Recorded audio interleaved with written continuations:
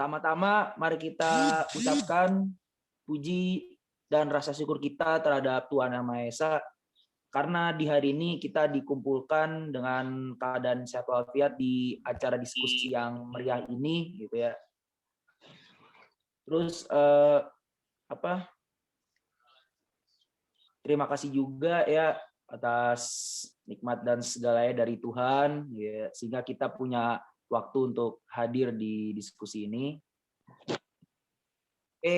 Jadi diskusi ini kita membahas perihal UU ITE nih yang sekarang lagi hot-hot bangetnya gitu ya.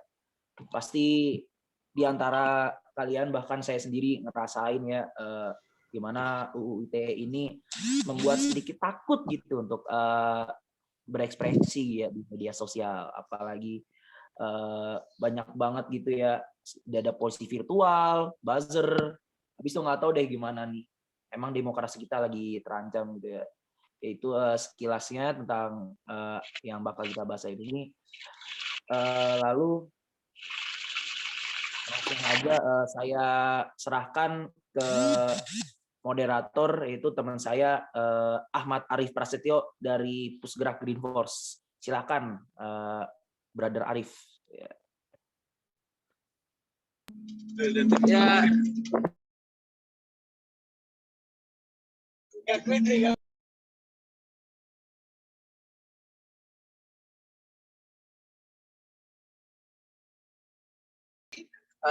Terima kasih.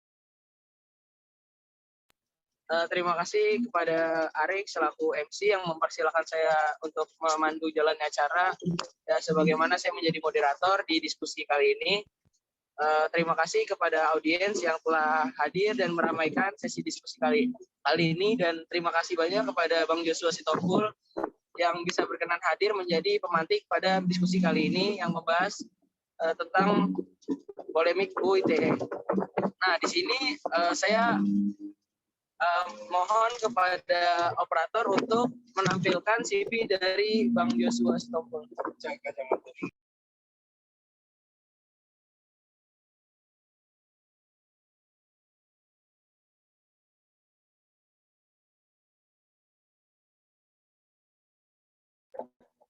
Ya, beliau bernama Joshua Sitompul. Pendidikan beliau lulus di program sarjana Fakultas Hukum di Universitas Indonesia tahun 2004 dengan predikat cum laude, dan lulus di program internasional Master of Management di Prancis tahun 2006 dan lulus di program doktoral Fakultas Hukum di Belanda tahun 2020 dengan disertasi Cross Border Access to Electronic Evidence. Nah, ada beberapa sertifikasi profesionalnya nih. Ada 3, mungkin bisa teman-teman baca. Dan ada beberapa riwayat pekerjaannya. Pertama di penyidik pegawai negeri sipil tahun 2010.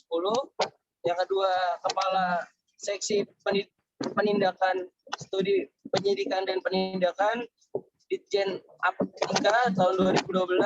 Terus yang ketiga Kepala Bagian Hukum dan Kerjasama Ditjen Aptika tahun 2020, dan keempat Koordinator Hukum dan Kerjasama Ditjen Aptika tahun 2020, dan 5 Ahli Hukum UU Informasi dan Transaksi Elektronik tahun 2011 sampai dengan sekarang, dan menjadi pembicara dalam forum internasional. Nah, beliau juga sebagai Kepala Divisi Hukum Indonesia Cyber Law Community atau ICLC. Nah, ada beberapa buku yang beliau buat dan yang dipublikasikan. Ada buku, artikel. Nah, mungkin teman-teman bisa shoot dan teman-teman baca gitu, buat referensi teman-teman gitu. Berikut CV yang telah saya bacakan. Mungkin banyak kekurangan dari segi audio saya karena saya sedang berada di perjalanan juga, dan mungkin saya akan sebentar lagi akan mempersilahkan Bang Joshua Sitompul untuk akhirnya memberikan materi. Nah, sebelumnya untuk teman-teman yang ingin bertanya, silakan bertanya ketika sedang berjalannya materi melalui kolom chat Zoom, kolom komentar. Mungkin kepada Bang Yosua Sitompul saya persilakan. Baik, terima kasih Mas Ahmad Arif Prasetyo. Assalamualaikum warahmatullahi wabarakatuh. Salam sejahtera bagi kita semua. Selamat siang.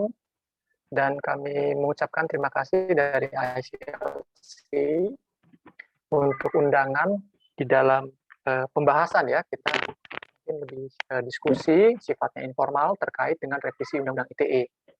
Memang kalau kita berbicara mengenai Undang-Undang ITE, dari diundangkan tahun 2008 sampai sekarang itu kontroversial, pro dan cons, termasuk juga kasus-kasus yang mungkin dibilang mencuat di berbagai media sosial, media nasional bahkan internasional, juga penuh dengan kasus-kasus seperti itu ya. Kalau kita ingat di tahun 2008-2009 itu ada Prita, lalu kita juga ingat bahwa akhir-akhir ini misalnya ada Jerings, termasuk juga kalau kita ingat Giselle atau kasus-kasus lain.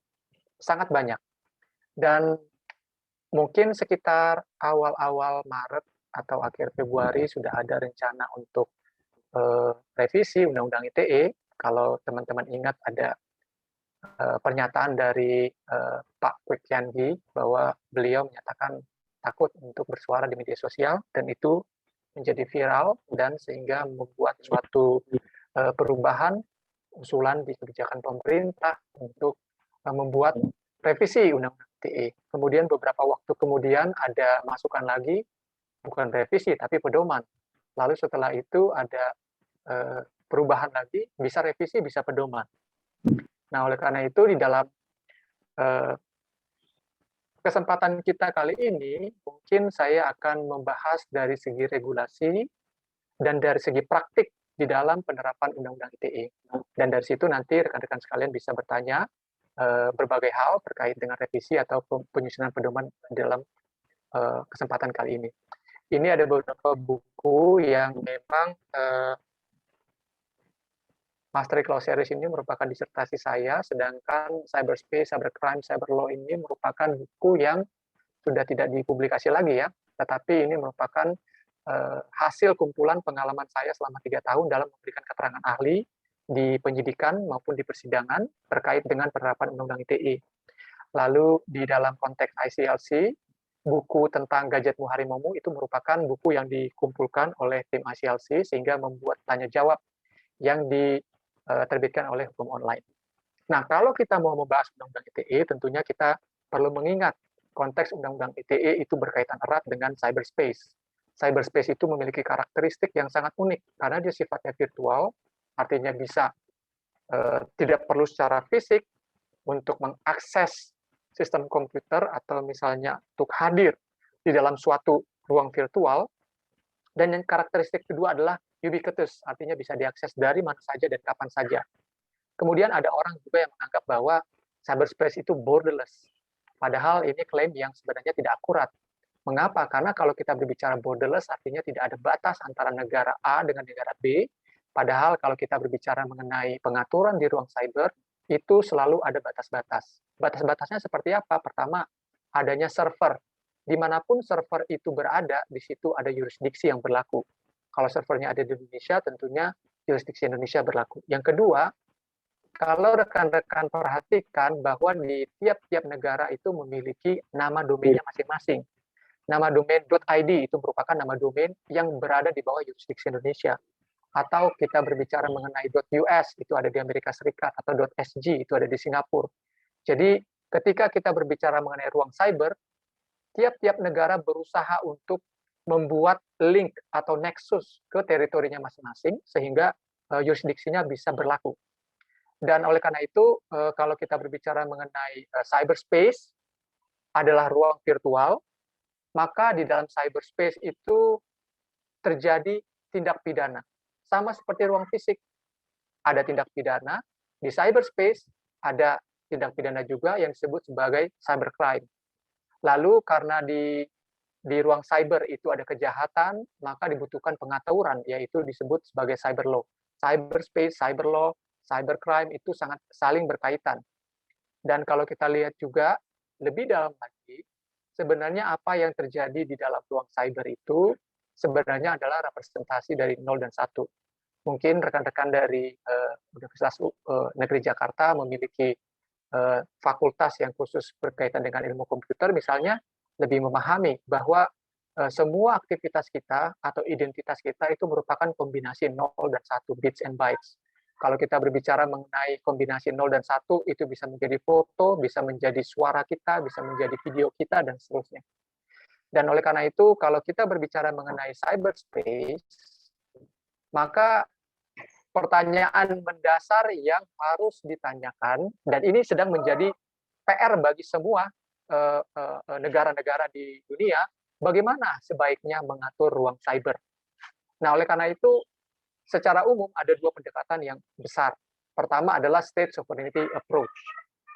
Ketika berbicara mengenai state sovereignty approach, maka konsepnya adalah tiap negara memiliki kedaulatan yang sama dalam menjaga ketertiban hukum, stabilitas, dan keamanan ruang cyber, seperti di teritorial fisik. Tadi seperti saya sampaikan, ada ruang fisik, ada ruang cyber, cyberspace. Lalu di dalam ruang cyber itu ada cyber law. Jadi sama seperti di ruang fisik, negara juga memiliki kedaulatan di ruang cyber. Oleh karena itu, kalau berbicara mengenai kewenangan, maka tidak ada negara yang dapat mengeksploitasi posisi dominannya dalam konteks teknologi, sumber daya, dan infrastruktur kritis. Kenapa? Karena di ruang fisik, semua negara itu memiliki kedaulatan yang sama. Oleh karena itu, di ruang cyber memiliki kedaulatan yang sama, sehingga meskipun misalnya Amerika Serikat memiliki power, atau misalnya disebut sebagai negara adikuasa, memiliki teknologi yang tinggi, memiliki perusahaan-perusahaan multinational company seperti Google, Facebook, atau Twitter, Instagram, dan seterusnya, mereka tidak bisa memaksa Indonesia untuk tunduk pada kedaulatan Amerika Serikat karena mereka memiliki semata-mata teknologi atau power dalam sosial media. Lalu ada juga pendekatan multi-stakeholder approach. Jadi ada yang beranggapan bahwa pemerintah, lalu perusahaan-perusahaan multinasional, NGO, akademia adalah pemangku kepentingan yang memiliki posisi yang setara dalam mengatur ruang cyber. Jadi tidak hanya pemerintah, tapi perusahaan-perusahaan besar juga memiliki role atau peran di dalam mengatur ruang cyber. Jadi seolah-olah pemerintah sama dengan posisinya, sama dengan Facebook, atau misalnya Google, atau misalnya Yahoo, di dalam mengatur ruang cyber. Ini setara dianggap. Oleh karena itu, klaim kedaulatan seharusnya dilarang. Sehingga penganut dari multi-stakeholder approach ini beranggapan bahwa seharusnya masing-masing negara tidak bisa menganggap bahwa dia itu berdaulat di ruang cyber. Karena tidak ada kedaulatan. Semua orang atau semua pihak itu sama. Nah, kira-kira rekan-rekan mahasiswa bisa melihat sendiri, state sovereignty approach adalah pendekatan yang digunakan misalnya oleh negara-negara Rusia, atau misalnya China, atau misalnya Kazakhstan. Sedangkan multi-stakeholder approach adalah negara-negara misalnya dari Amerika Serikat atau beberapa negara Uni Eropa. Kita bisa lihat pola pemikirannya ketika dia berbicara mengenai stakeholder approach, maka negara-negara Amerika Serikat ingin perusahaan-perusahaannya juga memiliki role atau peranan di dalam mengatur ruang cyber. Sedangkan kalau state sovereignty approach itu melihat bahwa kedaulatan negara itu eksklusif, hanya dimiliki oleh negara. Perusahaan-perusahaan besar, meskipun mereka multinasional, mereka tidak memiliki kedaulatan. Karena itu yang diatur di dalam hukum internasional yang diterima sampai sekarang.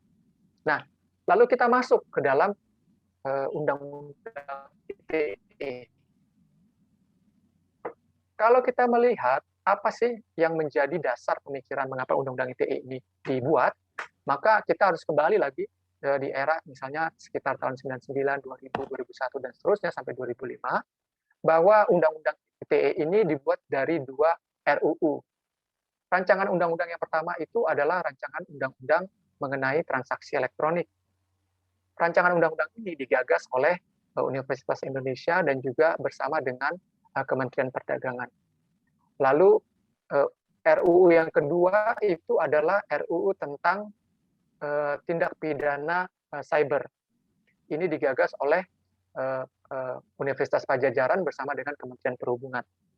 Lalu Kementerian Kominfo lahir tahun 2005, dan kedua undang-undang ini disatukan menjadi RUU ITE. Dan itulah yang menjadi Undang-Undang ITE yang sekarang. Alasannya adalah ini dilihat dari segi praktis, merespon perkembangan teknologi dan memenuhi kebutuhan masyarakat. Pertanyaan-pertanyaan yang sifatnya sederhana tapi membutuhkan jawaban yang sangat akurat, misalnya, apakah tanda tangan elektronik memiliki kekuatan hukum yang sah? Kalau iya, apa buktinya atau apa dasar hukumnya? Kedua, apakah informasi elektronik dapat diterima sebagai alat bukti hukum yang sah? Kalau kita lihat ke belakang, pada tahun 1980-an, mungkin 88 gitu ya, sudah ada surat MA kepada pengadilan di Indonesia yang menyatakan bahwa mikrofilm atau mikrofiche itu dapat diterima sebagai alat bukti yang sah. Tapi bagaimana dengan data file atau misalnya data komputer? Itu juga menjadi dasar pemikiran.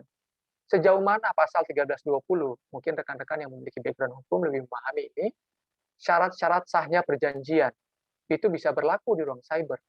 Dan bagaimana regulasi di Indonesia siap menghadapi cybercrime. Bagaimana dengan pencurian data? Ada mungkin berpuluh-puluh tahun yang lalu ada kejadian mengenai pencurian listrik. Apakah listrik itu sama dengan file atau data komputer? Itu sulit juga untuk dijawab. Kenapa? Kalau kita berbicara mengenai pencurian, maka ada perpindahan dari A ke B. Barang itu bergerak dari A ke B. Kalau listrik, memang ada perpindahan juga dari satu tiang listrik ke rumah orang lain. Berarti itu ada aliran. Ketika aliran itu terjadi, maka listrik yang tadi ada di tiang listrik itu berpindah ke rumah sehingga lampu menyala. Tapi kalau kita berbicara mengenai file atau data komputer, ya kita berbicara mengenai misalnya cut and paste. Kalau misalnya di-cut lalu di-paste di tempat lain, ya mungkin ada perpindahan. Tapi kalau seandainya copy and paste, itu tidak ada perpindahan yang membuat tempat awalnya itu menjadi hilang. Atau kita berbicara mengenai email. Email juga membuat data itu menjadi semakin mudah untuk dikirimkan dan data awal itu tidak hilang. Apalagi kalau kita berbicara mengenai broadcasting atau misalnya upload atau unggah di akun-akun media sosial. Ini pertanyaan-pertanyaan yang perlu dijawab. Lalu juga meningkatkan efektivitas dan efisiensi pelayanan publik, mengembangkan perdagangan, memberikan kepastian hukum bagi pengguna dan penyelenggara. Lalu kita masuk lagi lebih dalam. Apa sih ketentuan-ketentuan pidana atau ketentuan cybercrime yang diatur dalam Undang-Undang ITE? Itu bisa dibagi dua. Pertama adalah pengaturan kembali ketentuan pidana yang ada di dalam undang-undang. Itu kita berbicara mengenai kesusilaan, pasal 27 ayat 1. Itu sebenarnya udah ada di pasal 281 KUHP. Atau perjudian, itu ada di dalam pasal 303 KUHP, tapi diatur lagi ke dalam pasal 27 ayat 2 Undang-Undang ITE. Lalu kita berbicara mengenai penghinaan, salah satu pasal kontroversial ya, sejak 2008, itu sebenarnya sudah diatur dalam pasal 310, 311, kemudian diatur lagi dalam pasal 27 ayat 3. Demikian juga pemerasan pengancaman, ada di pasal 27 ayat 4 Undang-Undang ITE. Sebenarnya itu berasal dari pasal 368, 369 KUHP. Demikian juga berita bohong yang menimbulkan kerugian bagi konsumen, itu sebenarnya sudah diatur di dalam Undang-Undang Perlindungan Konsumen. Lalu SARA itu bisa merefer kepada pasal 156 KUHP. Itu adalah sisi pengaturan pidana Undang-Undang ITE yang diatur kembali berdasarkan undang-undang yang sudah ada. Lalu kita lihat juga ada adopsi norma Budapest Convention on Cybercrime. Jadi di Council of Europe di Eropa itu memiliki satu konvensi namanya Budapest Convention, dibuat tahun 2001, dan di dalam Budapest Convention itu diatur mengenai beberapa aktivitas ilegal atau disebut cybercrime. Misalnya illegal access itu diatur di dalam pasal 30 Undang-Undang ITE. Illegal interception itu juga diadopsi dari Budapest Convention, diatur di dalam pasal 31. Lalu kita berbicara juga mengenai yang selanjutnya adalah data interference, itu pasal 32, sistem interference pasal 33, misuse of device, penyalahgunaan alat dan perangkat untuk melakukan tindak pidana yang diatur dalam Undang-Undang ITE, diatur dalam pasal 34, dan computer related fraud, pasal 35 Undang-Undang ITE. Lalu kita setelah melihat pengaturan yang ada di dalam Undang-Undang ITE itu, terdiri dari dua bagian besar, maka kita masuk ke dalam permasalahan yang sering muncul di berbagai diskusi atau diperdebatkan, baik di sosial media, di televisi, dan seterusnya, bahwa kita melihat kontroversial Undang-Undang ITE itu dianggap sebagai draconian law, artinya hukum yang benar-benar sadis karena memiliki sanksi ancaman pidana yang sangat tinggi dan tidak sesuai dengan tindak pidana yang dilakukan. Lalu juga ada statement atau klaim bahwa Undang-Undang ITE itu mengekang kebebasan berekspresi. Jadi di dalam pasal 27 ayat 3 itu sering digunakan sebagai bukti bahwa Undang-Undang ITE itu mengekang kebebasan berekspresi. Kemudian tidak hanya itu saja, kalau kebebasan berekspresi itu berkaitan dengan masyarakat secara umum, maka ada juga klaim yang ditujukan terhadap Undang-Undang ITE karena dianggap memberangus kemerdekaan pers. Artinya, Undang-Undang ITE ini dapat menjerat jurnalis-jurnalis atau wartawan-wartawan yang melakukan peliputan berita. Lalu ada juga klaim yang menyatakan bahwa Undang-Undang ITE itu multitafsir, tidak jelas unsur-unsurnya. Ketika bertanya, apakah pasal 27 ayat 3 itu bisa diterapkan untuk korporasi atau perusahaan, Undang-Undang ITE tidak menjelaskan apakah itu termasuk atau tidak, sehingga multitafsir. Di dalam praktik kita bisa lihat ada ketentuan Undang-Undang ITE pasal 27 ayat 3 ini diterapkan untuk orang perorangan, dan memang ada juga diterapkan terhadap perusahaan. Lalu ada lagi hubungan asimetrik antara korban dan pelaku, bahwa Undang-Undang ITE itu ditujukan terhadap orang-orang kecil atau orang-orang lemah, atau buruh, atau misalnya karyawan pabrik, dan seterusnya. Dan pelapornya atau korbannya adalah misalnya bupati, atau misalnya calon bupati atau wali kota, atau ofisial dari pemerintahan, atau misalnya pegawai atau pejabat tinggi di perusahaan, dan seterusnya. Klaim-klaim ini muncul sangat sering, dan hal yang perlu kita lihat adalah bahwa ketika berbicara mengenai penerapan Undang-Undang ITE, kembali lagi kita sebelumnya, bahwa kalau seandainya kita berbicara mengenai klaim-klaim yang di sini, draconian law, mengekang kebebasan berekspresi, dan seterusnya, itu lebih ditujukan kepada ketentuan-ketentuan pidana yang merupakan pengaturan kembali dengan Undang-Undang ITE. Tapi sangat jarang ketika disebutkan bahwa Undang-Undang ITE itu draconian law terhadap ketentuan-ketentuan yang ada di pasal 30 sampai pasal 35. Nanti kita akan lihat lebih lanjut. Lalu dari tahun 2008 muncul banyak kasus, dan akhirnya pada tahun 2016 dibuat amandemen. Mengapa? Karena kalau kita berbicara mengenai hukum, maka kita berbicara bahwa hukum itu statis. Hukum itu tidak bisa mengikuti perkembangan zaman secara dinamis. Masalahnya adalah masyarakat itu dinamis.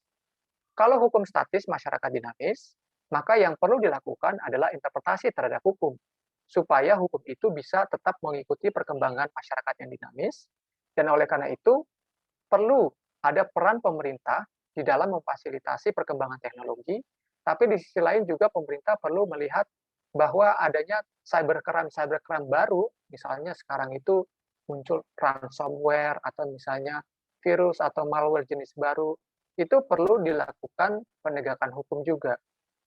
Lalu sejak tahun 2008 sudah ada putusan-putusan MK yang berkaitan dengan Undang-Undang ITE. Pasal 27 ayat 3 merupakan pasal yang paling sering dimohonkan di Mahkamah Konstitusi. Seingat saya sudah ada 3 putusan terkait dengan pasal 27 ayat 3 tentang penghinaan dan pencemaran nama baik, dan meskipun sudah ada 3, memang Mahkamah Konstitusi menyatakan bahwa perumusan atau norma pasal 27 ayat 3 masih konstitusional.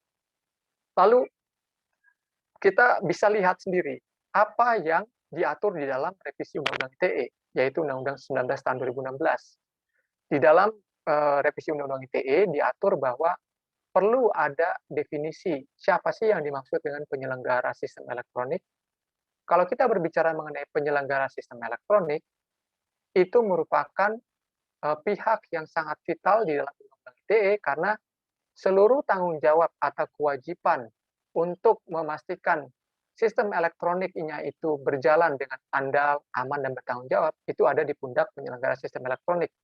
Oleh karena itu, Undang-Undang 19 tahun 2016 menyatakan definisi penyelenggara sistem elektronik itu bisa orang, perorangan, badan usaha, atau instansi pemerintah, dan seterusnya yang menyelenggarakan sistem elektronik. Lalu yang kedua, ada penegasan mengenai alat bukti elektronik. Kita mungkin masih ingat bahwa di dalam pasal 27, pasal 5 atau pasal 44 Undang-Undang ITE disebutkan bahwa informasi elektronik, dokumen elektronik hasil cetaknya merupakan alat bukti yang sah. Ada pertanyaan juga misalnya, apakah Undang-Undang ITE mengakui hasil scan dari ijazah? Mungkin teman-teman masih ingat diskusi mengenai sampai seberapa jauh Undang-Undang ITE ini mengakui informasi elektronik, dokumen elektronik sebagai alat bukti yang sah. Apakah ijazah itu sah kalau seandainya elektronik? Mungkin di dalam graduation di era pandemik ini, rektor mengatakan bahwa ijazah akan dikirimkan secara elektronik. Atau misalnya akte notaris, apakah bisa diterima akte notaris yang elektronik? Jawabannya adalah tidak. Kenapa? Karena bahwa informasi elektronik atau dokumen elektronik atau hasil cetaknya itu dianggap sah apabila tidak ada undang-undang lain yang menyatakan bahwa suatu dokumen itu harus tertulis atau akta notaris. Lalu pasal 27 ayat 3 diatur juga mengenai revisi penghinaan dan pencemaran nama baik. Diberikan penjelasan mengenai apa yang dimaksud dengan mendistribusikan atau mentransmisikan atau membuat dapat diaksesnya. Kemudian di dalam pasal 27 ayat 3 ditegaskan bahwa pasal 27 ayat 3 merupakan delik aduan yang mengacu pada ketentuan KUHP. Hal ini penting karena pada waktu sebelum Undang-Undang 19 2016 banyak kasus-kasus yang melaporkan kepada pihak yang berwajib tanpa ada aduan. Sebagai contoh, kalau seandainya saya dihina gitu ya oleh orang tidak dikenal atau misalnya orang yang saya kenal tetapi tidak terlalu dekat. Lalu kemudian ayah saya merasa tersinggung dengan omongan orang itu. Saya sih merasa biasa saja gitu. Lalu ayah saya datang ke polisi untuk melaporkan pasal 27 ayat 3. Nah, di dalam penjelasan pasal 27 ayat 3 revisi Undang-Undang ITE, di sini ditegaskan bahwa penghinaan itu harus berdasarkan aduan dari orang yang terkait atau korban. Kemudian penurunan ancaman pidana dari 6 menjadi 4 tahun. Lalu ada juga pemerasan dan pengancaman ditegaskan diatur berdasarkan KUHP. Penurunan ancaman pidana dari pasal 29 itu tadinya 12 tahun menjadi 4 tahun. Pasal 29 itu berkaitan dengan menakut-nakuti secara pribadi. Lalu ditegaskan mengenai kewajiban pemerintah untuk melakukan pencegahan dan penyebarluasan penggunaan IEDE dan kewenangan pemerintah untuk melakukan pemutusan akses. Kita masuk kembali, sebenarnya apa sih yang menjadi kontroversi di dalam Undang-Undang ITE itu? Mungkin kita bisa refer kepada data mentah yang disampaikan oleh safenet.or.id yang saya cek pada waktu itu ada sekitar 291 kasus. Dan kalau kita jabarkan satu persatu gitu ya, maka terlihat bahwa sekitar 199 kasus atau 68%-nya merupakan pasal 27 ayat 3. Kemudian yang kedua, sekitar 54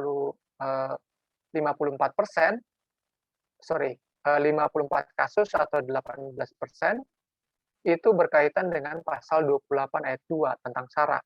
Kalau 27 ayat 3 itu berkaitan dengan penghinaan, 28 ayat 2 itu berkaitan dengan SARA, dan yang lainnya hanya sekitar 8%, 3%, dan kecil.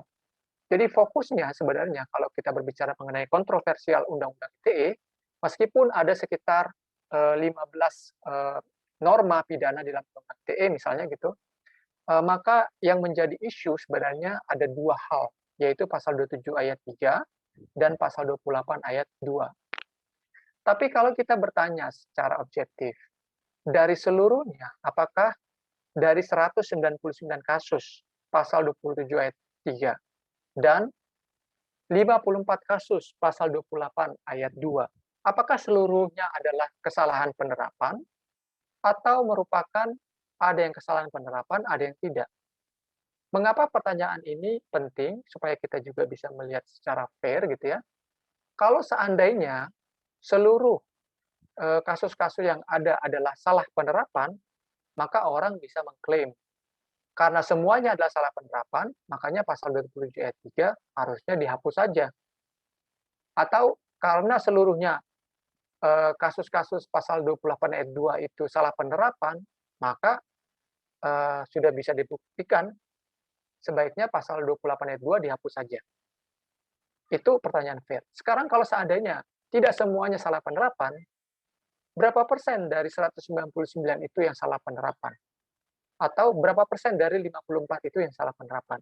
Ini pertanyaan yang kita sebagai kaum akademisi perlu lihat secara objektif juga.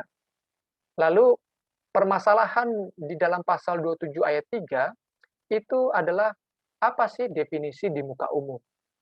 Kalau kita berbicara mengenai penghinaan, penghinaan itu adalah perbuatan menyerang nama baik atau kehormatan orang lain untuk diketahui umum. Berarti kita harus hadir di muka umum. Di mana itu? Di muka umum di dalam ruang cyber. Kalau kita berbicara mengenai akun Facebook, apakah teman-teman saya yang saya invite lalu menjadi friend saya itu merupakan bagian dari publik? Atau seandainya kita berbicara mengenai WhatsApp group, ketika orang blast gitu ya di dalam di dalam WhatsApp group itu terdapat cuma 5 orang atau 10 orang atau 30 orang, itu sudah merupakan di muka umum. Dan bagaimana penerapannya terhadap legal entity? Lalu kalau kita berbicara mengenai pasal 28 ayat 2, sering di dalam kasus itu definisi antar golongan jadi tidak jelas sehingga aparat penegak hukum bisa menafsirkan secara luas. Ini juga yang menjadi isu di dalam penerapan pasal 27 ayat 3. Lalu kita bertanya, bagaimana menghadapi ini? Nah, ada hal yang memang kita harus pahami mengenai permasalahan perumusan dan penerapan norma di dalam suatu undang-undang. Pada prinsipnya, norma pidana undang-undang harus dirumuskan secara jelas. Itu disebut prinsip lex serta, harus jelas. Dan tanpa analogi, ini merupakan prinsip lex stricta. Lalu, itu kalau diterapkan, ternyata ada faktor-faktor yang dapat mempengaruhi lex stricta dan lex serta ini. Mengapa? Karena pada prinsipnya undang-undang adalah konsensus politik antara legislatif dan eksekutif. Kedua, norma pidana diharapkan tidak terlalu kaku sehingga dapat mengikuti perkembangan zaman.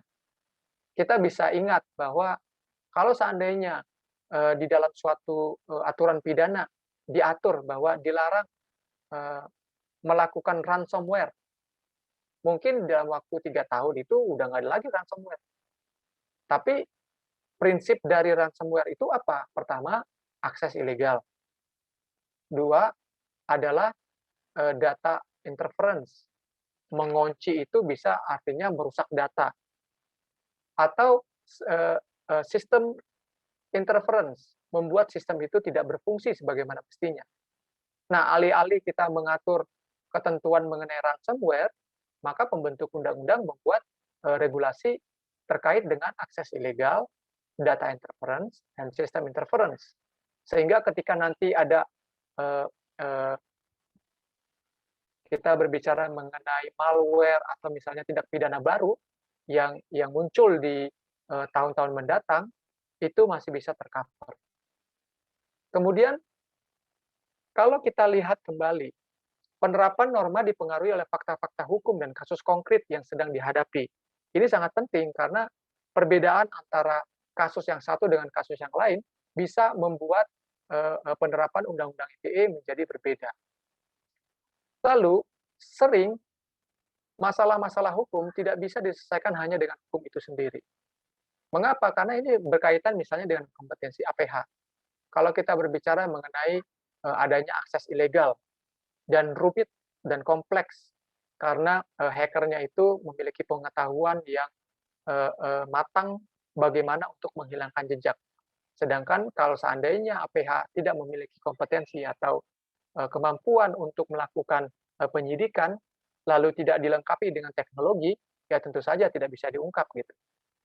Oleh karena itu adanya hukum itu tidak sejalan atau tidak selalu sejalan dengan keadilan atau harapan dari masyarakat banyak. Lalu struktur sosial ini juga menjadi isu yang penting. Ada contoh kasus yang pernah saya dengar gitu ya, cerita dari seorang aparat penegak hukum, di mana dia merasa penting untuk menghukum seseorang. Kenapa? Karena meskipun dia yakin dia itu tidak bersalah, tetapi masyarakat pada waktu itu menuntut dia untuk dihukum karena itu merupakan suatu hal yang tidak bisa diterima di masyarakat. Dan kalau seandainya orang itu tidak dihukum, mungkin dia juga takut dengan kehidupan pribadinya, mungkin akan ada misalnya tindakan anarkis yang dilakukan oleh masyarakat terhadap aparat penegak hukum itu dan seterusnya. Dan tidak lupa kita berbicara mengenai sosial budaya. Lalu kita berbicara mengenai kebutuhan untuk apakah perlu revisi atau apakah cukup pedoman. Pedoman itu kan sifatnya hanya menjelaskan bagaimana undang-undang itu bisa diterapkan. Apa sih penerapan mengenai suku, agama, ras, golongan, apa yang dimaksud dengan menyebarkan informasi dan seterusnya. Dan ini juga menjadi pertanyaan penting juga, sampai sejauh mana kita memerlukan revisi atau hanya penyusunan pedoman. Tetapi kalau seandainya kita lihat, tentunya terlepas apakah itu mau revisi atau pembuatan pedoman, kita perlu memulai dari data-driven approach. Apa yang data katakan. Ini sangat penting bagi kita sebagai kaum akademisi, bahwa ketika kita mau mengusulkan sesuatu atau membuat ide, tentunya itu harus punya backup berdasarkan penelitian. Kalau ditanya, apakah Undang-Undang ITE itu perlu diubah? Perlu, oke. Bagian mana yang diubah? Itu butuh penjelasan juga. Kalau seandainya kita berdasarkan argumen, karena menurut saya pasal 27 ayat 3 itu bisa mengekang kebebasan pers dan seterusnya. Itu klaim yang valid gitu. Tapi akan lebih kuat dan lebih solid kalau seandainya dikatakan bahwa dari 99 kasus yang berkaitan dengan pasal 27 ayat 3, 90 diantaranya adalah salah penerapan. Oh, itu statement yang sangat kuat yang bisa menjadi hal yang menjadi pertimbangan besar di dalam perubahan atau revisi Undang-Undang ITE. Lalu kita juga berbicara mengenai dari mana kita bisa memulai untuk melakukan perubahan. Ya tentunya konsepnya adalah melindungi HAM. Melindungi HAM artinya menjaga keseimbangan antara hak asasi si korban, si pelaku, masyarakat luas, kepentingan umum, lalu juga ketertiban sosial. Ini menjadi hal yang penting juga untuk dipertimbangkan. Lalu kita masuk ke dalam data-driven policy approach. Apa yang dimaksud dengan di sini? Ya, kita berharap adanya riset kuantitatif dan kualitatif kasus-kasus pidana Undang-Undang ITE. Mungkin kita bisa harapkan ada masukan dari universitas-universitas gitu ya, yang melakukan penelitian. Misalnya mereka itu telah melakukan analisa terhadap putusan-putusan yang diupload di situs website Mahkamah Agung. Lalu dikumpulkannya oleh mungkin sekitar 500, lalu dianalisa itu satu persatu secara kuantitatif dan kualitatif. Lalu dihubungkan dengan apa sih kalau kita berbicara mengenai adanya perubahan kebijakan atau usulan, tentu ada input, proses, dan output gitu kan ya.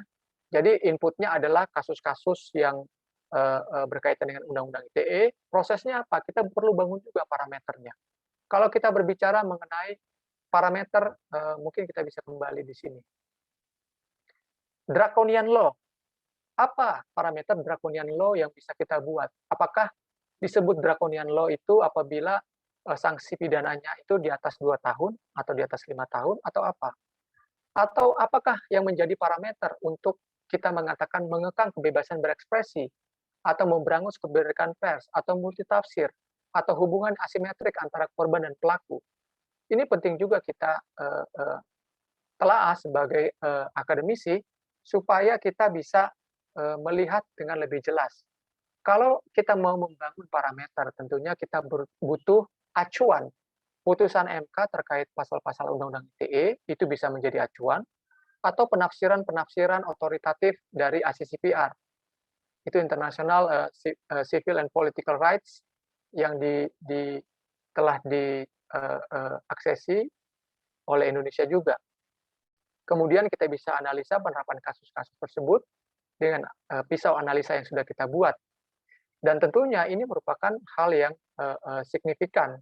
Kalau seandainya ada riset bersama antara akademisi, lalu juga non-governmental organization, mungkin kita bisa bayangkan ada YLBHI atau LBH Jakarta atau SafeNet atau NGO yang lain. Mungkin kita juga bisa undang organisasi advokat atau pemerintah juga termasuk di dalamnya.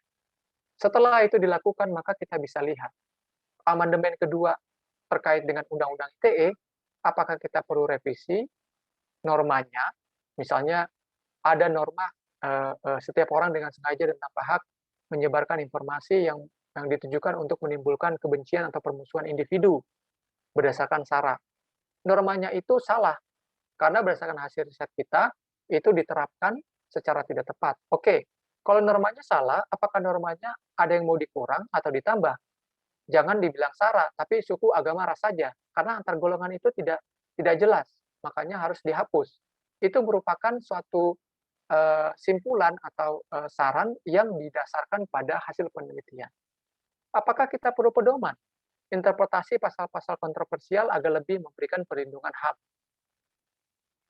Ini juga menjadi salah satu pilihan ketika kita mau melihat bagian-bagian apa saja yang bisa dibuat agar penerapan Undang-Undang ITE itu menjadi lebih mendukung atau pro terhadap perlindungan HAM dan menjaga keseimbangan antara berbagai kepentingan. Nah, apa yang mau diharapkan dari revisi atau pedoman ini? Ya tentunya ada perubahan dari draconian law statement itu, atau misalnya kita berbicara mengenai klaim, memberangus pers, multitafsir, hubungan asimetrik, itu dengan revisi ini kita harapkan adanya pengaturan yang lebih menjaga keseimbangan antara kebebasan berekspresi dan harkat atau martabat seseorang. Atau adanya kebebasan berpendapat, kepentingan pers dan HAM, serta ketertiban umum, dan mengembangkan demokrasi yang bertanggung jawab.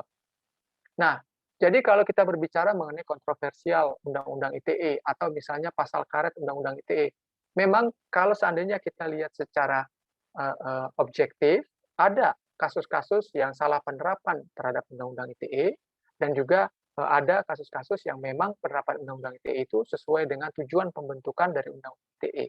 Jadi inilah yang harus kita pertimbangkan untuk dibuat sebagai bahan atau dasar acuan dalam menentukan sampai sejauh mana kita mau mengubah atau memberikan pedoman terhadap Undang-Undang ITE. Mungkin itu saja yang saya bisa sampaikan, dan saya sangat mengharapkan rekan-rekan mahasiswa juga bisa mengelaborasi atau memberikan gagasan-gagasan, karena kita berbicara di dalam konteks akademisi, dan kita berharap melalui diskusi ini ada muncul misalnya ide-ide baru di dalam menyikapi ketidakadilan atau misalnya menyikapi kesalah penerapan di dalam Undang-Undang ITE. Terima kasih. Yang ada di antar provinsi sendiri ya, yang sebelumnya ini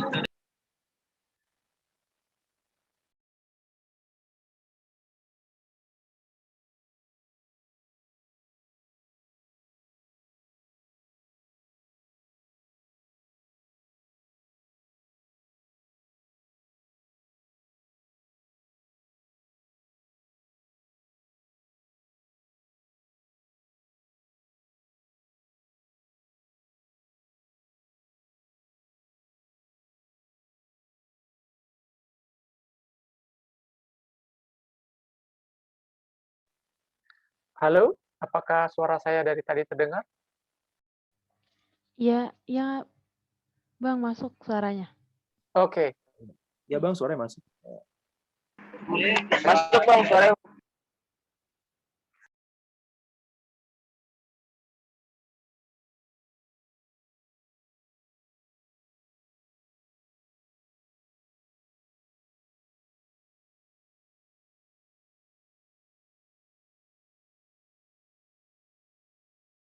Makasih untuk Bang Joshua Sitompul yang telah memaparkan materinya dan memberikan banyak ilmu kepada kita semua.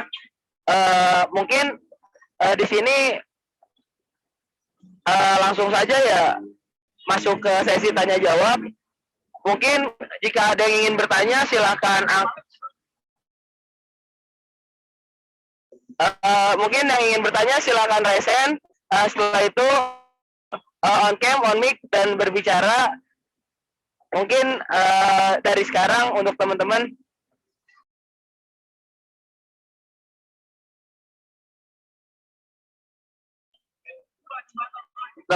dipersilakan untuk bertanya.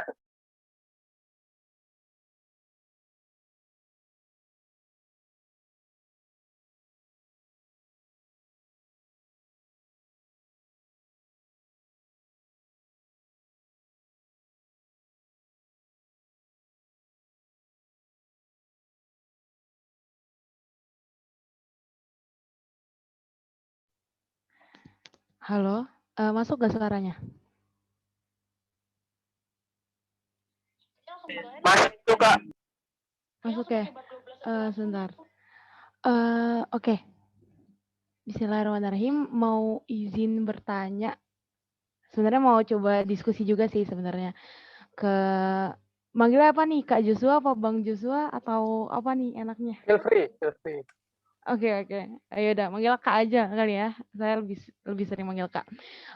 Ke Kak Joshua nih, mengenai kebanyakan yang saya lihat dari kasus-kasus UU ITE itu lebih ke pencemaran nama baik. Nah, kayak sebelumnya udah didiskusiin mengenai ini antara penyalahgunaan penerapannya yang salah atau emang emang orang yang salah gitu, bukan penyalahan penerapannya. Nah, tapi ada nggak sih pengen tahu aja dari pencemaran nama baik ini sebenarnya kayak kemarin ada kasus di mana mantan presma, aduh saya lupa UNS atau apa ya univnya, itu dia cuma ngelaporin mengenai korupsi rektor. Maksudnya emang salah gitu rektornya, cuman dia dikenakan UU ITE mengenai pencemaran nama baik si rektornya. Itu sebenarnya gimana ya cara menanggapinya biar publik tuh nggak mikirnya, oh iya dia salah nih ngejelekin nama rektornya. Padahal kan ya rektornya emang korupsi. Itu loh yang mau dibuka sama si mantan presma ini. Kayak gitu sih Bang. Kayak gitu sih Kak, sebenarnya pengen coba didiskusiin. Kalau ada masalah kayak gitu tuh harus gimana sebenarnya? Oke, Makasih. makasih untuk Halimah gitu ya. Kalau terkait dengan kesalahan penerapan pasal 273, kita fokus ke pasal 273. Pertama memang ini yang saya terima juga, ada orang yang sampaikan ke saya, misalnya begini, dia merasa bahwa lagunya band indie yang baru keluar itu jelek banget gitu. Lalu dia bilang bahwa lagunya jelek ya. Terus untuk mungkin diberikan komentar juga terkait dengan kostum atau misalnya video klip dan seterusnya. Nah, lalu si salah satu mungkin kita bisa bilang manajer dari band indie ini nggak senang gitu, akhirnya melaporkan ke kepolisian untuk pencemaran nama baik. Nah, itu salah satu contoh kesalahan penerapan. Misalnya, kenapa itu salah penerapan? Karena kita tidak bisa dipidana berdasarkan apa yang menjadi perasaan kita gitu. Kalau seandainya kita berbicara mengenai saya pinter, saya nggak mungkin dipidana gitu. Saya bodoh, saya juga nggak mungkin dipidana. Atau misalnya kalau kita berbicara mengenai saya punya kecap nomor 1 di dunia, itu klaim macam apa itu? Bagaimana kita bisa mengklaim bahwa apa namanya, kecapnya itu kecap nomor 1 di dunia, bagaimana mengukurnya gitu. Atau kita berbicara mengenai, eee masakan ibu saya adalah masakan paling enak satu Jakarta gitu. Lalu, enggak itu bohong, masakan mama kamu masih kalah dengan masakan mama saya gitu. Terus itu menjadi, suatu hal yang dipermasalahkan. Nah, pernyataan-pernyataan itu sebenarnya pernyataan-pernyataan yang sifatnya, perasaan yang sebenarnya tidak bisa dipidana. Itu yang pertama, salah satu contoh kesalahan. Yang kedua, itu, berkaitan dengan, apa yang terjadi, misalnya kasusnya yang Halimah sampaikan gitu. Ada seorang mahasiswa atau dosen melapor kepada, kepolisian atau misalnya membuat status bahwa, rektornya itu koruptor. Nah, memang terkait dengan hal ini, di dalam penerapan Undang-Undang ITE, akan lebih aman kalau seandainya kita itu memberikan fakta yang punya dasar. Faktanya begini maksudnya. Misalnya, kalau kita melihat, kita datang ke rumah sakit, atau misalnya kita datang ke kelurahan lah gitu ya, harusnya buka jam 8. Saya tiba jam 8, jam 8.30 belum buka juga. Lalu ketika jam 8.30, ada, OB bukain pintu, lalu baru mulai juga itu sekitar jam 9. Lurah baru datang jam 10. Datang jam 10, dia main tenis dulu, maksudnya main bulu tangkis gitu di depan kantor kelurahan. Nah, itu fakta yang kita bisa sampaikan, bahwa saya datang pada pukul 8 tetapi belum buka, lalu, baru datang OB jam 8.30, itu semuanya fakta gitu. Dan terkait dengan itu kita bukan hal yang bisa dipidana. Beda halnya kalau seandainya saya sebagai anggota, misalnya majelis, musyawarah di, kampus gitu ya, terlibat di dalam suatu diskusi atau, rapat yang sifatnya rahasia. Di dalam, rapat itu yang sifatnya rahasia ini, disebutkan bahwa kita akan, membahas mengenai, dugaan, korupsi yang dilakukan oleh rektor, misalnya gitu ya. Udah jelas-jelas itu rahasia gitu, dan juga sudah jelas-jelas masih dugaan. Tapi yang dilakukan oleh, orang atau misalnya mahasiswa atau dosen ini, menyatakan bahwa rektor korupsi. Nah, itu akan menjadi hal yang berbeda sekali, dan itu bukan fakta gitu. Kenapa? Karena satu, masih dugaan menjadi korupsi, yang kedua, itu merupakan, informasi yang diperoleh dari sifatnya rahasia. Tidak mungkin kalau seandainya itu sifatnya rahasia, memiliki, kemungkinan untuk disebarkan secara publik, kecuali memang nanti harus mendapat persetujuan dulu dari misalnya, kaprodi atau misalnya dari, apa namanya, anggota, yang lain.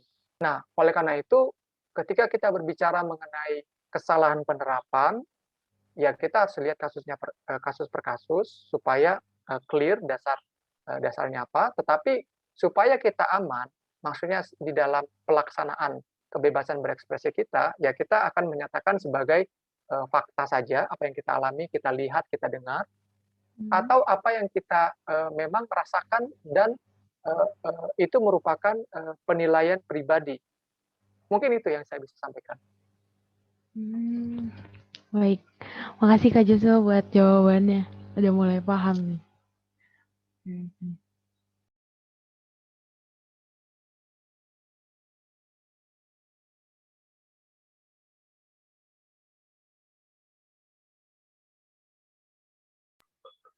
Ya mungkin buat teman-teman yang ingin bertanya masih dipersilakan gitu untuk akhirnya mempertanyakan apa yang ingin dipertanyakan dari apa yang dipaparkan oleh Bang Joshua Sitompul. Di sini masih ditunggu nih yang ingin nanya, silakan resen. Habis itu on cam, on mic, habis itu pertanyaannya boleh diketik juga di kolom komentar. Oke, Bang Arif mau nanya dong, boleh gak? Boleh banget nih. Halo, tes, dengeran nggak? Kedengeran. Ya, Assalamualaikum warahmatullahi wabarakatuh. buat Hmm. Bang Joshua aja kali ya Bang, kita panggilnya. Nama saya Hilal nih Bang. Nah saya nih backgroundnya emang hukum Bang. Nah karena menariknya pembahasan UIT ini ya, saya juga dapat channel dari Abang Arif sendiri. Saya pertama kan makasih ya Bang Arif. Nah untuk pertanyaannya kayak gini Bang. Karena pasal 27 ayat 3 ini selalu kontroversi, dimulai dari tafsiran yang multitafsir Bang. Yang banyak, maksudnya untuk di masyarakat seperti apa, untuk pemaknaan yang ada di instansi negara seperti apa, tidak ada keselarasan Bang di situ. Nah, ketika untuk untuk menerapkannya itu kan katanya salah penerapannya. Karena ketika ingin ada isu untuk revisi Undang-Undang ITE kemarin, ternyata memang 27 ayat 3 ataupun 28 ayat 2 ini tidak untuk dihilangkan. Tetapi pihak kepolisian malah mengeluarkan cara menggunakan Undang-Undang ITE itu. Malah dibuat kayak SOP-nya, yang saya juga udah melihat itu. Nah, untuk kalau memang tarikannya 27 ayat 3 ini kan tentang defamasi kan Bang. Terus 28 ayat 2 ini tentang SARA yang ditujuinnya emang terhadap pemerintah, ya polisi, bahkan instansi negara. Tetapi yang sering terkena itu kan rata-rata ya masyarakat awam yang cuman hanya sekedar berkomentar di Instagram ataupun sekedar di YouTube dan yang lain-lain. Disitulah yang banyak terjaring, bahkan tentang pencemaran nama yang tadi dimaksud. Nah, Abang tadi jelasin bahwa itu kan harus tarikannya kepada Undang-Undang Pidana KUHP itu sendiri. Nah, tapi kan kalau kita lihat Undang-Undang Dasar, Bang, pasal 28E itu ayat 3 itu bahwa ya kita kebebasan berserikat, berkumpul dan menyatakan pendapat, Bang. Nah, ketika tidak sesuainya apa yang terjadi di Undang-Undang ITE kepada masyarakat dan 28E ini, jadi kan kita jadinya ambigu Bang di sini, Bang. Kata Pak Jokowi disuruh untuk kritik, tapi ketika kritik dijerat gitu. Jadi tidak ada ya keselarasan aja, Bang. Nah, sedangkan ketika kita memang mau ditariknya ke undang-undang ke KUHP, nah di KUHP itu kan ada namanya asas kausalitas, Bang. Yang dimana itu untuk pidana sendiri kan, yang ada namanya maksudnya sebab akibat. Nah, gimana kita mau dijerat, apa-apa dijerat, sedangkan kausalitas ini sendiri penting, Bang, karena harus memang sebabnya itu jelas, yang dimana memicu akibat itu sendiri, Bang. Nah, yang saya mau tanyain, nah bagaimana pandangan Abang sendiri terkait ya, gimana ya, tidak selarasnya antara ya 27 ayat 3 itu tentang bersamaan dengan 28E Undang-Undang Dasar itu sendiri, Bang. Terus juga tarikannya ke pidana. Ya, karena saya sendiri pidana sih, Bang. Mungkin itu aja sih, Bang, dari saya, Bang. Lebih kurangnya mohon maaf, Bang. Wassalamualaikum warahmatullahi wabarakatuh. Waalaikumsalam. Terima kasih, Mas Hilal. Mungkin karena Mas Hilal juga dari background hukum, saya bisa sharing ini juga ya. Nah, tadi 27 ayat 3 mungkin kita sudah bahas gitu ya, sedikit banyak. Mungkin kita bisa coba untuk belajar sama-sama dari pasal 28 ayat 2. Nah, kalau di sini kan setiap orang dengan sengaja. Tentunya kita berbicara mengenai sengaja itu kan tahu dan menghendaki ya. Kemudian tanpa hak berarti artinya tidak memiliki alas hukum yang sah. Dari mana lahir alas hukum yang sah itu? Satu, bisa perjanjian.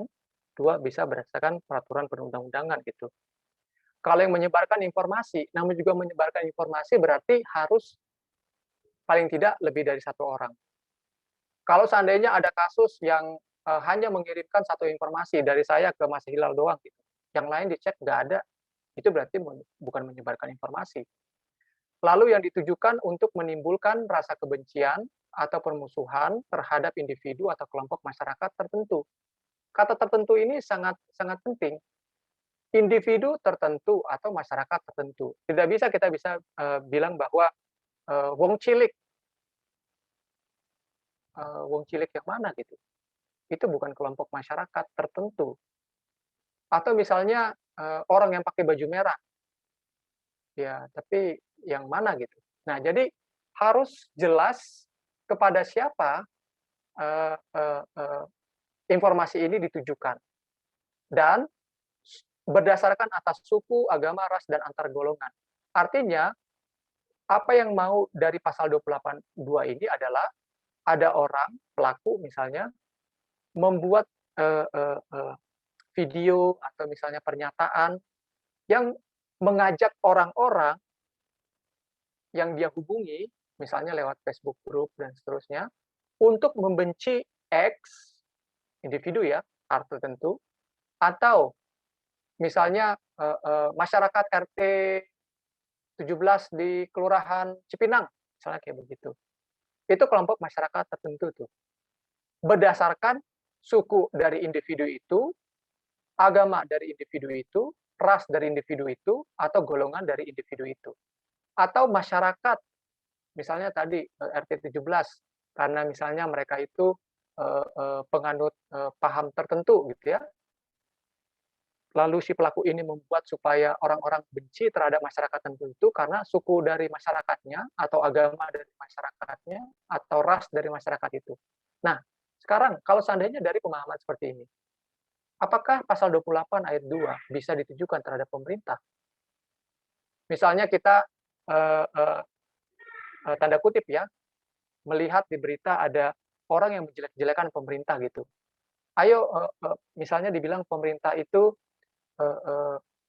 tidak memiliki, tidak berwenang, atau misalnya tidak memiliki martabat dan seterusnya dan seterusnya. Apakah ini bisa ditujukan kepada pemerintah? Jawabannya enggak. Atau bukan pemerintah, kepada instansi atau kementerian? Jawabannya enggak. Kenapa? Karena yang ngajak permusuhannya itu adalah terhadap individu atau kelompok masyarakat tertentu. Pemerintah itu bukan masyarakat, apalagi individu. Kalau kita berbicara mengenai kementerian, itu bukan masyarakat, bukan individu. Atau misalnya kita berbicara mengenai perusahaan, PT ABC, itu bukan masyarakat, bukan individu. Nah, ada kesalahan yang mengatakan, yang menunjukkan bahwa orang tidak senang dengan perusahaan, lalu perusahaan itu membawa dengan pasal 28 ayat 2, golongan. Karena yang namanya perusahaan itu ya golongan, ya bukan perusahaannya adalah golongan, enggak, tapi masyarakatnya dulu. Orang benci terhadap masyarakat karena golongannya. Misalnya dia golongan dari apa namanya, keturunan dari ex PKI misalnya. Itu termasuk dengan golongan. Tetapi kalau seandainya ditujukan terhadap perusahaan, yaitu bukan masyarakat tertentu. Nah, sekarang kita masuk kepada bagaimana sih sebenarnya menganalisa konten ilegal itu. Ini kita berbicara mengenai konsep secara akademis gitu ya. Maka setiap kali kita menemukan adanya konten yang ilegal, dianggap ilegal, untuk melakukan penyidikannya harus melakukan analisa terhadap 3 hal. Itu paling tidak gitu ya. 1, konten, 2, konteks, 3, audiens. Konten, konteks, audiens. Konten itu adalah apa yang menjadi rumusan yang ada di dalam pasal 28 ayat 2. Setiap orang apakah terpenuhi sengaja, apakah dia sengaja atau tidak, apakah kesengajaan itu dengan tujuan, kesiapan kemungkinan, atau kesiapan kepastian. Lalu hak, apakah dia punya hak, kalau ada berdasarkan peraturan yang mana, menyebarkan informasi, mana buktinya, yang ditujukan untuk menimbulkan rasa kebencian. Nah, baru kita masuk menimbulkan rasa kebencian. Di dalam beberapa kasus yang pernah saya tangani, dibuat yang dipermasalahkan itu adalah kontennya gitu, headline-nya, apa yang dibuat di Facebook atau Twitter atau di Instagram, kata-katanya yang dibuat oleh pelaku. Misalnya disampaikan bahwa mari kita bakar rumahnya atau apapun lah berkaitan dengan SARA. Tetapi ada kasus-kasus tertentu yang tidak terlalu jelas apakah ini untuk menimbulkan rasa kebencian, sehingga perlu pemaknaan terhadap konteksnya. Kita bisa bayangin ya, kalau seandainya ada Facebook posting, lalu nggak ada yang like, nggak ada emoji, nggak ada komentar, nggak ada apapun. Kalau itu semuanya nggak ada, pertanyaannya adalah apakah menimbulkan rasa kebencian itu terpenuhi? Tapi masalahnya nggak ada apa-apa gitu. Itu yang pertama. Atau taruhlah terhadap konten itu ada emoji. Emojinya itu sampai, let's say kita buat bombastis gitu ya, 300 yang kasih emoji. Emojinya ada yang like, jempol, ada yang misalnya angry, marah, atau misalnya sedih, atau apapun lah emoji yang ada di Facebook itu. Pertanyaan yang bisa kita tanya adalah, apakah emojinya itu terhadap orangnya, atau terhadap kontennya, atau terhadap eh, eh, orang, individu, atau masyarakat yang disebutkan di dalam konten itu, atau apa? Nah, oleh karena itu, emoji tanpa ada komentar itu juga tidak cukup untuk menentukan apakah sudah timbul rasa kebencian. Tidak bisa. Karena kalau misalnya ada satu konten gitu ya, lalu saya kasih like. Like-nya itu terhadap sayanya sebagai orang, atau terhadap konten yang saya buat, atau terhadap apa? Itu juga tidak jelas. Nah, oleh karena itu di setiap penyidikan kasus konten ilegal tentunya diharapkan ada analisa terhadap konten, konteks, dan audiens. Audiensnya itu yang tadi saya bilang. Kalau seandainya tidak ada yang respon, gimana membuktikan adanya timbul rasa kebencian? Mungkin itu yang bisa saya sampaikan untuk Hilal. Kalau seandainya itu sudah ada gitu ya diterapkan, kemudian masih ada pihak-pihak yang mau meminta supaya pasal 27 ayat 3 atau pasal 28 ayat 2 itu dihapus, kita akan berbicara mengenai fakta bahwa pasal 27 ayat 3 itu sudah diuji di Mahkamah Konstitusi. Kemudian pasal 28 ayat 2 juga sudah diuji oleh Mahkamah Konstitusi. Dan Mahkamah bilang pada intinya ini merupakan norma yang konstitusional gitu. Nah, kalau seandainya mau dihapus, mungkin itu usahanya menjadi berat. Kenapa? Karena dari MK sudah bilang itu merupakan konstitusional. Kecuali kembali kita punya data dukung yang sangat kuat, valid, dan berdasarkan fakta di lapangan. Putusan-putusan kita kumpulkan, lalu dari situ kita analisa berapa persen yang salah penerapan, sehingga itu kita bisa jadikan bahan untuk membahas kembali urgensi dari pasal 27 ayat 3 atau pasal 28. Mungkin itu yang saya bisa sampaikan. Oke Bang, sedikit Bang, sedikit lagi. Berarti kan secara nggak langsung kalau memang tidak ditujukan kepada negara maupun instansi negara, berarti kepada masyarakat yang memang menengah ke atas. Berarti ya equality before the law-nya ya memang ya agak kurang untuk masyarakat menengah dan ke bawah. Mungkin itu saja sih Bang. Lebih kurangnya mohon maaf Bang. Terima kasih buat Mas Arif juga. Wassalamualaikum warahmatullahi wabarakatuh. Waalaikumsalam warahmatullahi wabarakatuh. Makasih nih kepada Bang Hilal yang berkenan hadir gitu dari univ sebelah. Dan pertanyaannya cukup bagus juga dan cukup ya memancing diskusi pada sore hari ini. Ya mungkin jika ada yang ingin bertanya masih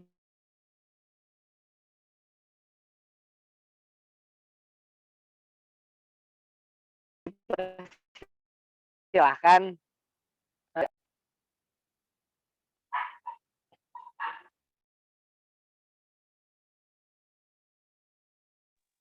Apakah dari teman-teman masih ada yang ingin bertanya?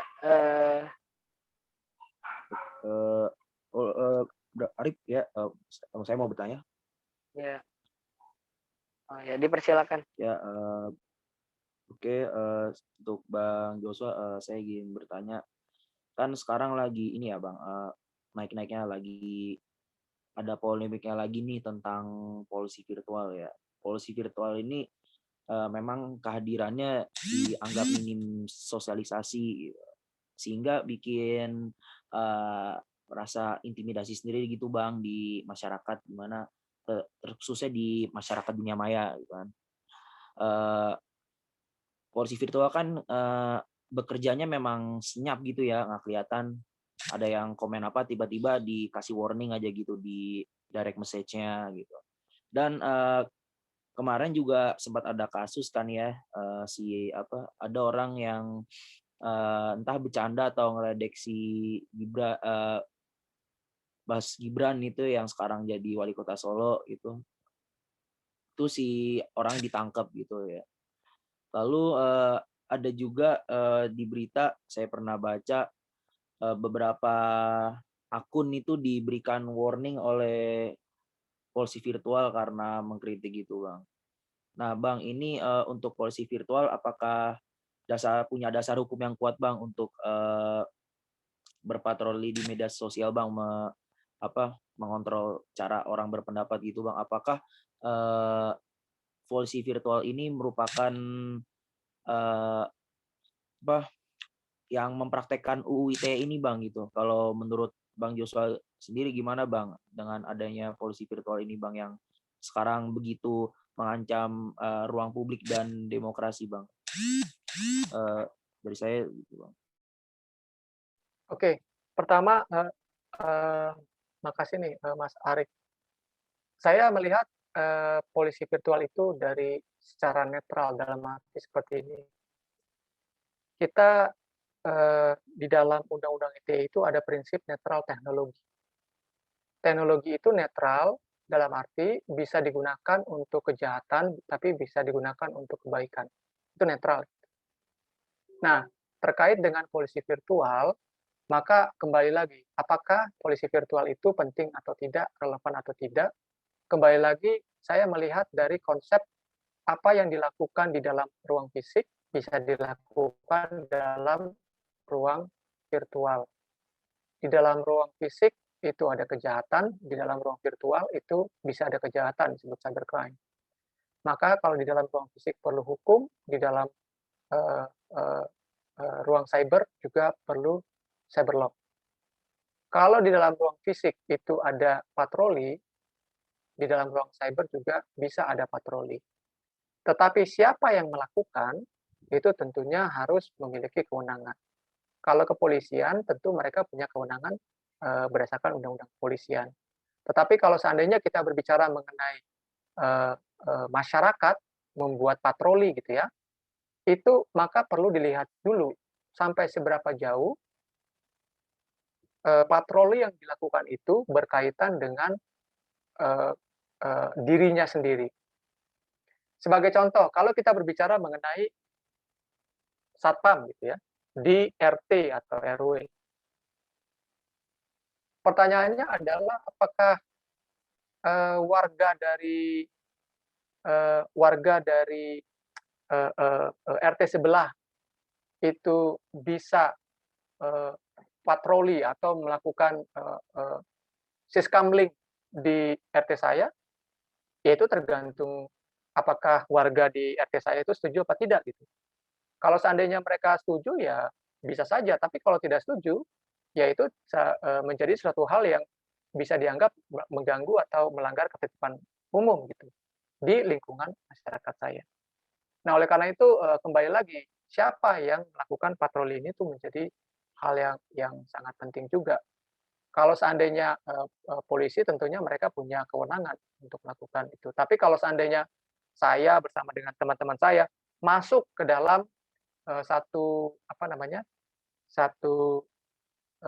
Facebook group gitu ya, lalu saya mengaku-ngaku sebagai bagian dari grup itu, ya itu bisa menjadi isu ya ketika mereka menggunakan dalil bahwa mereka menjadi bagian dari grup itu untuk melakukan patroli.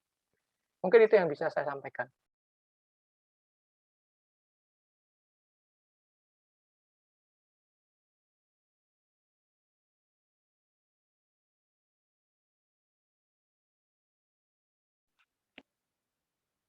Oke, Bang, baik, Bang. Terima kasih, Bang, atas jawabannya. Saya menjadi sedikit lebih paham tentang polisi virtual ini ya. Oke, Ya, makasih ya kepada Bang Joshua Sitompul yang udah berkenan menjadi pemateri dan sudah meluangkan waktunya untuk akhirnya memantik diskusi di sore hari ini. Mungkin buat teman-teman ya yang masih mau bertanya, boleh dikontak aja dari kontaknya Bang Joshua ya. Bang Joshua boleh di ini nggak Bang, disebar kontaknya Bang, ntar jika ada yang ingin bertanya Bang. Email ya, email aja ya. Oh, email aja. Mungkin nanti dari emailnya Bang Joshua aja jika ingin bertanya. Jadi diskusi kali ini banyak pro dan kontra dari beberapa pihak juga, dan terima kasih kepada teman-teman audiens yang udah berkenan hadir dan tentunya meramaikan diskusi di sore hari ini. Makasih banyak Bang Joshua selaku pemantik atau pemateri yang udah berkenan gitu akhirnya memantik diskusi di sore hari ini. Dan mungkin dari saya moderator masih banyak kekurangan karena kendala saya masih di luar gitu. Mungkin dari saya kurang lebihnya mohon maaf. Wassalamualaikum warahmatullahi wabarakatuh. Saya kembalikan ke MC. Oke, akhirnya padahal waktunya masih banyak, tapi kita sudah udah ada di penghujung acara ya. Kita ucapkan terima kasih pada Bang Joshua yang sudah mau berbagi itu sharing ilmunya kepada kita semua gitu ya. Semoga apa yang Bang Joshua bagi bermanfaat dan kebaikan Bang Joshua berbalik kepada Abang sendiri. Ya, amin. Lalu terima kasih juga kepada para audiens yang sudah meramaikan diskusi Green Force kali ini. Gitu ya. Lalu dari saya sendiri ingin mengucapkan terima kasih juga kepada Arif yang sudah memandu acara ini dengan seru gitu ya, dengan lancar gitu, sehingga diskusi kali ini berjalan dengan semestinya gitu ya. Mungkin saya sebagai MC pamit undur diri. Oh iya, sebelumnya mau ada sesi foto bersama dulu nih teman-teman. Mungkin bisa on cam yang berkenan.